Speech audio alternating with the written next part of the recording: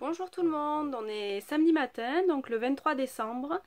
Alors j'ai pas mal lu cette semaine, ce qui fait que je ne vais pas vous présenter la totalité des livres.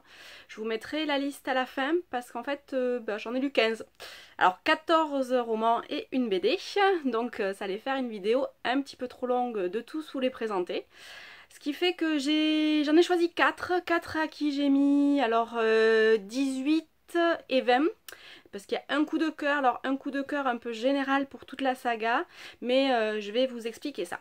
Donc on va commencer avec Le Cercle des 17, le tome 7, L'ultime étincelle de Richard Paul Evans.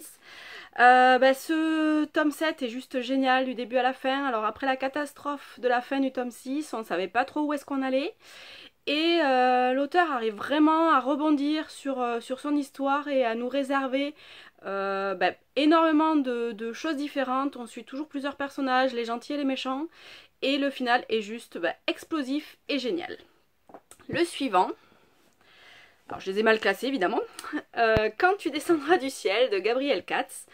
C'est l'histoire de Ben qui est acteur mais qui trouve pas de rôle et qui pour vivre va de petit boulot en petit boulot jusqu'au jour où pas loin de Noël il se retrouve à ouvrir des sacs, donc à faire le vigile à l'entrée de l'Opéra de Paris, et il va rencontrer une danseuse qui l'attire tout de suite.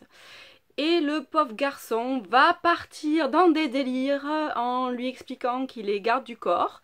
Et la jeune fille, étant terrorisée par quelqu'un qui la suit, va lui demander de l'aide. Alors, ça va se passer en partie à Paris, en partie à Venise. Je dois dire que bon, l'humour est génial, l'intrigue aussi, puisqu'on a plein de rebondissements, des catastrophes sur catastrophes. Le pauvre Ben n'a vraiment pas de chance dans la vie, et il s'enfonce un petit peu dans ses mensonges, ce qui nous vaut quelques moments assez savoureux. Donc voilà, Quand tu descendras du ciel de Gabriel Katz. Ensuite, j'ai lu le tome 2 de Jane Harvey Beric, donc Inaccessible, la suite de l'histoire de Kestrel et Aimé. Alors le début redémarre tout de suite quasiment à la fin du premier tome que j'avais adoré aussi. Les personnages, donc à commencer par Kess, sont toujours aussi intenses. Aimé va prendre des décisions de toute façon qu'il fallait qu'elle prenne et qui vont la conduire bien loin de ce qu'elle avait imaginé pour sa vie. Et alors on voit venir la catastrophe de loin, mais j'ai été totalement prise par l'intrigue, j'ai pleuré toutes les larmes de mon corps. La romance est superbe, les personnages secondaires sont géniaux. D'ailleurs il me tarde de lire le tome 3 qui est sur Tucker et le 4 qui est sur Zeph, d'ailleurs qui viennent de sortir et dont la couve est superbe en VO. Et du coup voilà, donc si jamais vous ne connaissez pas, il faut lire la saga Cœur itinérant de Jane Harvey Beric. Et le dernier 18 de la semaine, c'est L'Ange de Marshmont Hall de Lucinda Riley. Alors c'est un joli pavé que j'ai commencé hier soir et que j'ai fini ce matin.